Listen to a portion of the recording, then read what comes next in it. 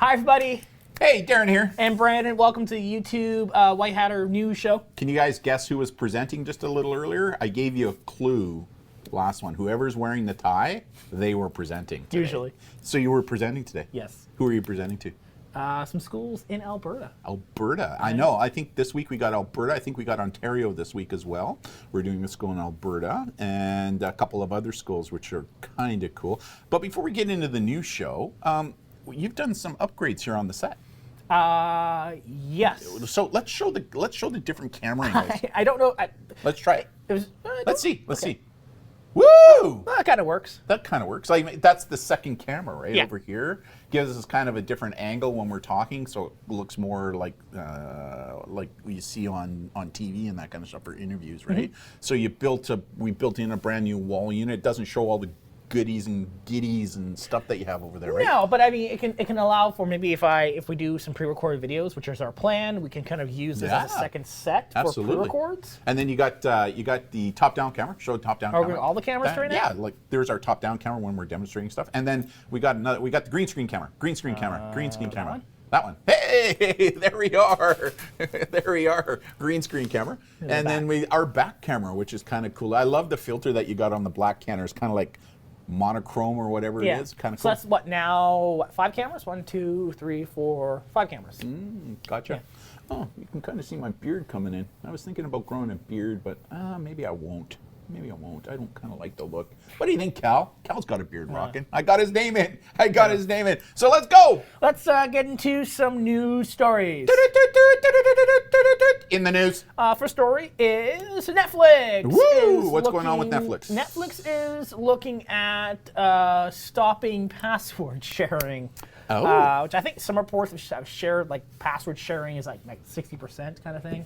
So Netflix is like, well, that's some lost revenue. So we might want to. So I mean, what they're doing now is they said for people outside family homes because assuming what they're looking for is IP addresses. Yeah. So I mean, based on how they said that. So basically, if someone's at one house and another house, they have a different internet connection. And then what they will do is they will ask one of the connections to verify their identity either through a text or an email, right, which the other person may then not have, or at least be completely annoying. Yeah. So, interesting. You know, speaking of Netflix, I've actually been thinking about revisiting what we're doing with our cable access now. Like, because we've got Netflix, we've got Apple TV, and then we got Disney now too. Right? Yes. And Disney just came out with that other new channel, Stars, I think it's called. So, and then Amazon Prime. Yeah, and Amazon Prime. So it kind of has the whole gamut of stuff that mom and dad are interested in. I know same thing with you guys. So now the question is, unless you're looking for certain channels, like I'm a news buff, right? Like I love CNN and MSNBC, and I love like the National Geographic channel and History Channel because I love things like Oak Island and Pawn Stars and that kind of stuff. So I'm actually thinking, come when our renewal's up at the end of the year, that I may revisit that because it may be just cheaper, because I know on some of these services you can actually download and watch National Geographic or some of these other specialty channels. Yeah, what do you think? Disney has Nat Geo. Really? I think that's what they have in there. It might be interesting, right? Because really, we're not watching a lot of the cable vision, except for local news. But even then, you can get a lot of local news right online now, right? Yeah. So it's interesting, something to think about. Yeah. So, yeah, Netflix is looking at reducing password sharing. Oh, and remember, I shared with you as well. Shaw just announced that Rogers is buying them out for $20 billion here in Canada, right? So it'll be interesting to see. You brought it up, and I brought this up as well with Mom, who brought it to our attention, that it'll be interesting to see where the CRTC goes with this, because it's all about supposed to be competition, right? And now they were competitors, so if now they're becoming this one huge conglomerate, I mean, they could potentially corner the market, but what they're actually saying is that by combining the costs to customers like us is actually going to drop because their competition are Bell and TELUS. So it'll be interesting to see where that goes. All right. $20 billion. Expensive. Like, holy crow. Next story That's is billion with a B. Not million, $billion. Next story, an interesting one that came up last week. A mother allegedly creates a deepfake to bully their daughter's rivals off a cheerleading squad. So how the story goes here is this individual allegedly took the fakes of someone on a cheerleading squad and they deepfaked them, which is a fake artificial intelligence video, which looks real, but it's not, of doing all kinds of illicit activity.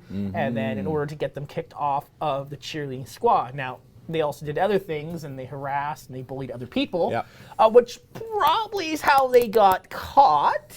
But it's very interesting to see how deepfakes being used to torpedo people's positions on sports teams. This is something we've been talking about for a couple of years now, right? I mean, I've been talking about the deepfake being used for this purpose last year. We actually talk about this in a law enforcement program that we do for law enforcement as well.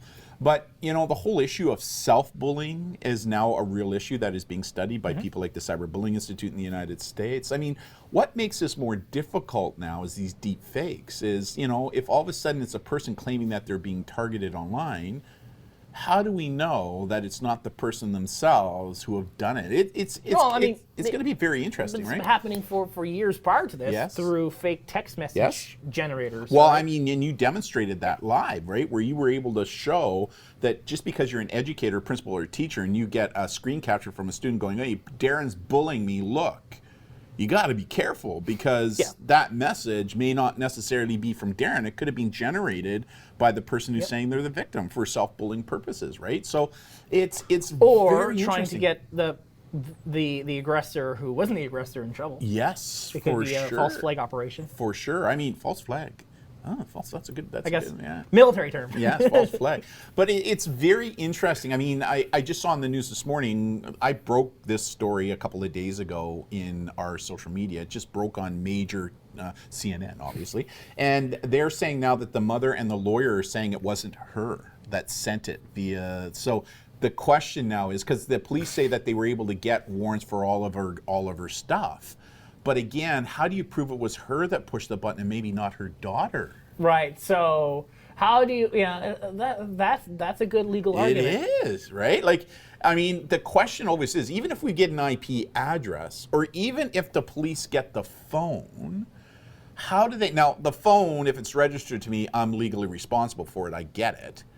But if all of a sudden you get my phone and you know my code, which you don't know, yeah, he does. He knows all my codes. If you get in there and start sending messages and I don't know about it, well, then that might be a defense, right? It might be a defense. And especially if all of a sudden the daughter takes a stand under, it'll be very interesting to see where this goes, right? I mean, there's no doubt that digital is creating more of a investigative quagmire for law enforcement now, right? And unlike people see it on CSI, where cops are able to solve cyber crime in an hour, in today's world, it could take weeks, months, years. Right? Years to do. So anyway, it's great. Very interesting story. It's interesting, right? Interesting legal stance. Yeah, no, for sure. But it's something that we need to be alive to as investigators, as parents, and even as administrators at school when we're investigating cases like this. Be very careful. I think I'm pretty confident that one of the programs that we have, our forensic program that we use, where we would pick up on that deep fake. Yeah, I mean, I think Adobe and other Microsoft are building anti-deepfake detection software, and there is software that's looking at that, but then you got deepfake software looking at that software to counteract that software. So it's cat and mouse, right? It's interesting to see, but I think this is very interesting from a global political stance because now with any allegation, all I get to say it's deepfake. Wasn't me. Yeah, no. Which is a legitimate potential, as we've seen, legal stance you could take. Yeah. So I think when it comes, the scary thing now is like people, and they're all over the internet, where people are deepfaking prime ministers, presidents, who are saying things and it looks real, but in fact it's not. And something like that could easily trigger a conflict, right? Like it's very interesting. I mean, there's no doubt that with technology, there's challenges, but there's also opportunities. But the challenges we need to be hyper aware of. Yeah. Right. So. Anyways, interesting. Right. It was an interesting find. You know, if I had dark hair like you, I think my beard would probably stand out a little bit more than yours. Welcome to the White Hatter beard growing show. I don't think I'm going to do it, though. I think I'll shave it. Okay. I think I'll shave it. Next story is Arkansas bill to address unfair social media censorship. What the hoot is this all about?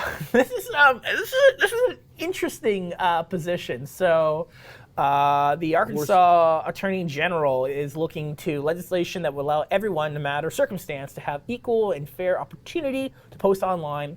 If social media giants do not comply with, the company can be held accountable. Essentially, to remove the content from devious and pretextual reasons that are inconsistent with their terms of service. This one doesn't surprise me, because guess what political party Arkansas is with? Their Senate. What political party? I'm not getting political on this one. I am. Republicans. And right now, the Republicans, as a result of the last U.S. election, are looking at they were really mad over the fact that people like Facebook and Twitter and Instagram were not allowing some of these right-wing extremist thoughts to be posted publicly because they were fake. They were inaccurate, right? And so, as a result of that, I think there are a number of state governments in the United States right now looking to kind of kibosh those types of issues to make it harder for people, number one, to vote in a variety of different states that are going down there, but number two, for these corporate giants to be able to control what is going onto their platforms. I mean, the issue, again here, Brandon, they own it, so they should be able to do, within reason, like, but who gets to decide what the reason is?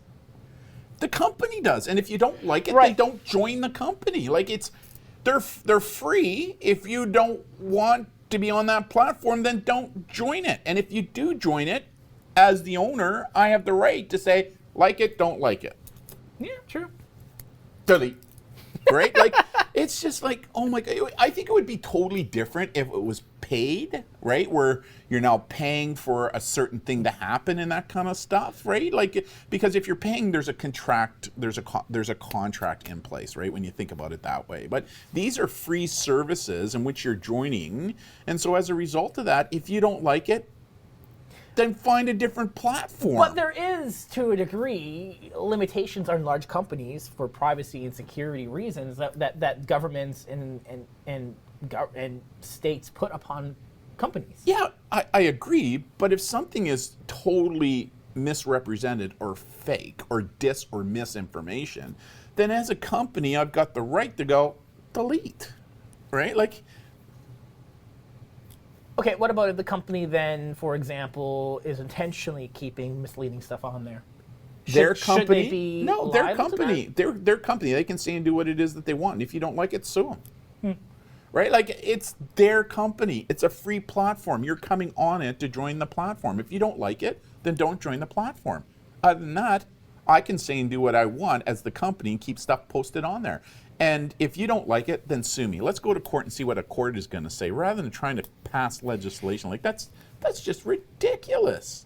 Anyways, that's honestly, it's from a boomer. It's probably going to be companies in the U.S. are people, and it will be stifling their company's free speech. And that would be my argument, you know what? as the company. And these big companies will challenge. They'll go to court. It'll go to court. It'll take years to go through court to see what happens there. But it's like Arkansas. They're doing it for one reason. It's because those who had a Republican slant, who were saying things that weren't true in the last election, they were being deleted. They called it cancel culture. In fact, I think they mentioned that in here too, right? In the article? Yeah, they did. Where they said cancel culture because they didn't like the fact that Facebook, Twitter, and all these other big players were deleting and banning these people who were saying things that were just wrong, right? So, anyways.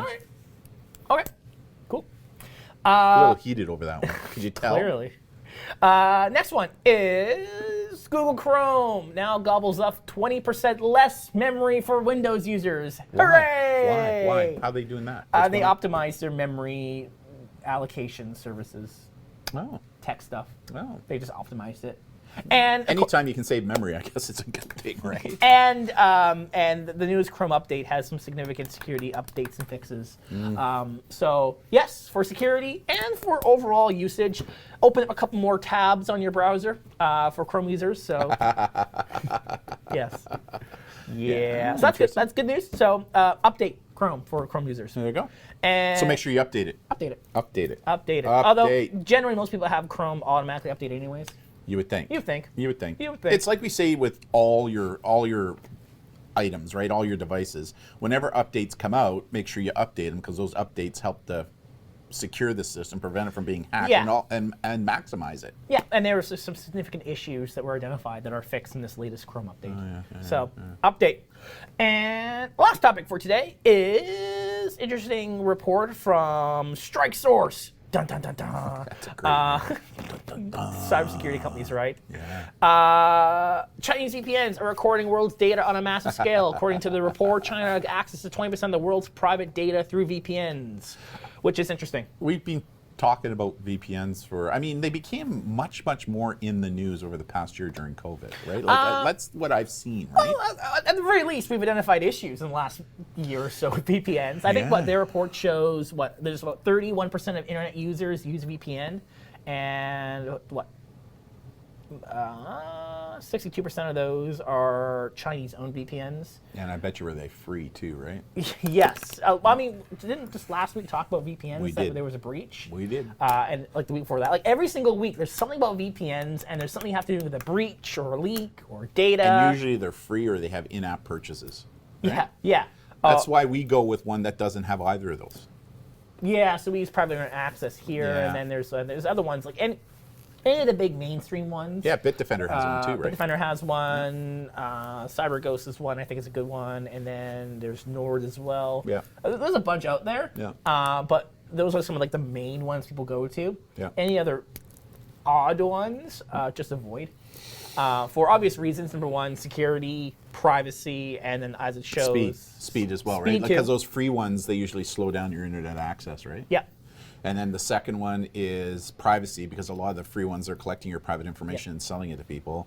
And now the third one is this reason here, right? Yeah. Yeah. So if you're using a VPN, make sure you use a good one. We use PIA, private internet access.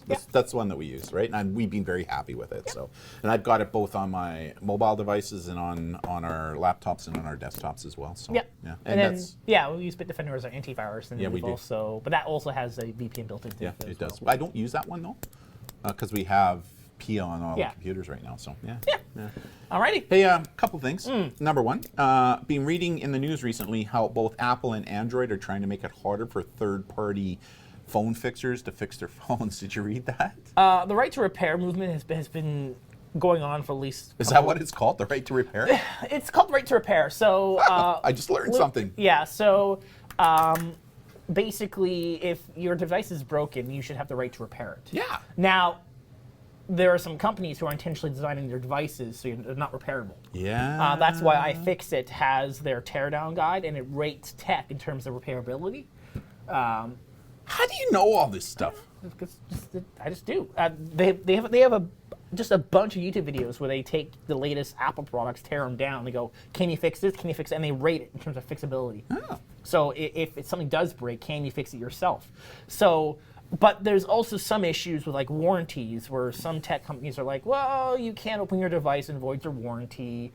But the same thing is, if your car, you can fix your own car, right? It doesn't void your warranty. Yeah.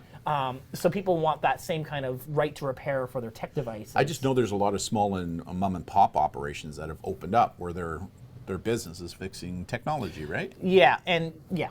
I mean, locally, Black Rabbit is a really good example of that, right? I think they're called Black Apple, and then Black there Apple? is Or Black Rabbit. No, there's a rabbit company. Yeah, I mean, there's a whole industry, right? And so it's interesting how the big players now with these phones are making them such that they're almost impossible to. If you break your screen, they'll not be able to fix it. You're gonna have to do. Yeah, but on the side of the company, their devices are so powerful that the only reason why the new M1 MacBook is so powerful as it is this new M1 chip, which is you can't upgrade it, you can't do anything with it. But Right. but people want thin, fast devices. Yeah. Well, with that comes the tech that's so small you can't upgrade. Right. Like, sure, our streaming PC, sure, it's a big, massive PC, but everything I can take out, fix, replace, do what I want with, right? Yeah, it's plug and easy play. to fix. Yeah. But MacBooks like these, you can't because it's thin, it's light, it's. Hey, did the sound effects work on the screen too? Yes. Check this out.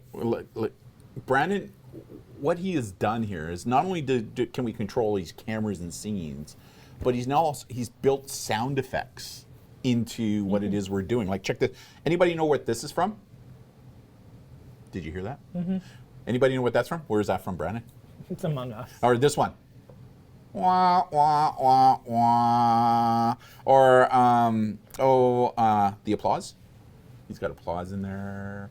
I mean, he's got message sent. That's kind of cool. Wrong answer. Right? I mean, it's kind of cool how we're now able to build that now into the presentations. And the second point I wanted to bring up, I think it was the last presentation, we had a question from one of the teens who said, "What's it like to work with your son?" And what was your answer? I don't remember. It starts with an A. I don't remember. N. I don't recall. He does. So what people don't know is when we're doing the shows, I wear spaghetti, kind of like what Brandon's wearing right now, right? So he can talk to me from the control booth. And so the question came in from, because we said it's a family company that we're doing. And so this one student goes, "So what's it like to work with your son, Brandon?" Immediately he says in my ear, "Annoying." I laughed so I don't recall. I don't recall. I laughed so hard when he said that, right? It's so funny. I mean, because I can be very annoying, go figure, right? Especially with this guy. I'm gonna clip that. I'm gonna clip that in the video and keep that in my little folder. So, I mean, but the reason I'm so annoying is because he's my digital Yoda, right? I'm his digital Padawan, and he's the brains behind what goes on here. So I'll hit him with questions where he just probably goes, "Oh God, oh God, oh God," right? So, but you got to admit, I'm getting better. Right? Yeah. So, I'm progressing, right? Anyways, I just thought it was a second thing I wanted brought up because I thought it was funny as all be it, right? In the last presentation. So, speaking of presentations, did you know that the entire month of March booked, the entire month of April booked, most of May booked? It's unbelievable. I mean, We haven't even done our promo videos of how we do this yet. it's like I got no time. pro. And Oh, you know, boy. I mean, again, credit to you, because I think the word is getting out about this presentation, right? Like the way, not this what we're doing right here. No, this is the new show. Right, but how we do it using you MacGyvered. I used to call it Frankenstein, but I think I'm going to call it MacGyvered now, because to me, for those people who don't know who MacGyver is, who's MacGyver? Do you know who MacGyver Yes. is? Who's MacGyver? They basically get out of situations using everyday tools. That's right. That's MacGyver, that boomer show. And so that's what Brandon has done There here. was a reboot, you know that? Really? Yeah. It's on, Really? It's on a TV channel somewhere. I did not know that. There's a reboot. So you've I think it's currently on right now. really? Yeah. Oh, I'll have to look it up. There you go. But you've basically MacGyvered what we've done, right, here at the studio, which is kind of cool, right? So, and I know that this new show is kind of a passion of yours, right? A labor of love, as you like to call it. Yeah, I mean, yes. There's things we want to do more here, but it's just time to get the things we want done. Yeah, no, for sure. But yeah. For sure. Anyways, good show. Yeah. Good show. Good. Was I annoying enough for you? I don't recall. Yeah. Thank you for joining us, and we'll see you all next week. See you in the next show, everybody. Bye now. See ya.